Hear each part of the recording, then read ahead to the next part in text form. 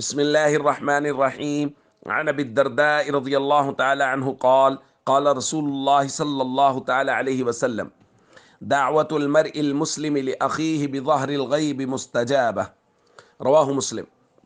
نبی کریم صلی اللہ علیہ وسلم نے ارشاد فرمایا، مسلمان کی اپنے بھائی کے لیے اس کی عدم موجودگی میں کی گئی دعا ضرور قبول ہوتی ہے۔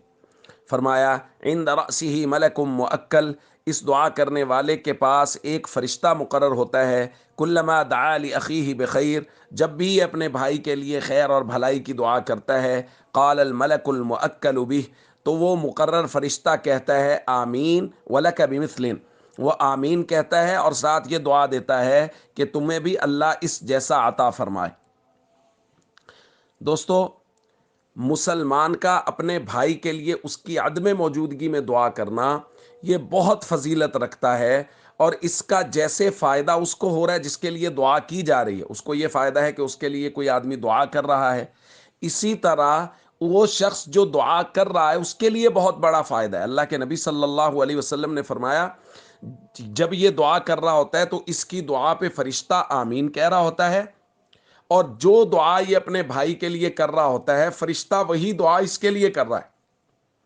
مثلا اگر کوئی آدمی اپنے بھائی کے لیے رزق کی فراخی کی دعا کر رہا ہے تو فرشتہ آمین کہتا ہے اور ساتھ میں یہ دعا کرتا ہے کہ اللہ اس کے رزق میں بھی فراخی نصیب فرما۔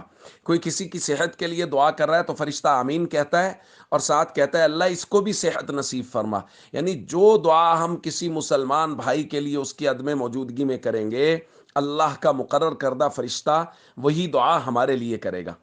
اس لیے ہم سب کو چاہیے مسلمانوں کے لیے دعا کریں، پوری امت کے لیے دعا کریں کہ پوری امت کو دعاؤں کی بہت ضرورت ہے، اور ہم سب کو چاہیے کہ اپنے اعزاء اقربا کے لیے، اور خاص طور پہ جیسا کہ بارہا درخواست کی جاتی ہے، نماز کی پابندی کی دعا، کہ فرض نماز کی پابند ہو جائے پوری امت، اور خاص طور پہ ہمارے جو دل کے قریب لوگ ہیں، ہمارے دوست ہیں، ہمارے اعزاء اقربا ہیں، رشتہ دار ہیں، کہ ان کے لیے نماز کی پابندی کی دعا کی جائے۔ اس کا فائدہ یہ ہوگا کہ ہم دعا ان کے لیے کریں گے اور فرشتہ وہی دعا ہمارے لیے کرے گا۔ والسلام علیکم ورحمۃ اللہ وبرکاتہ۔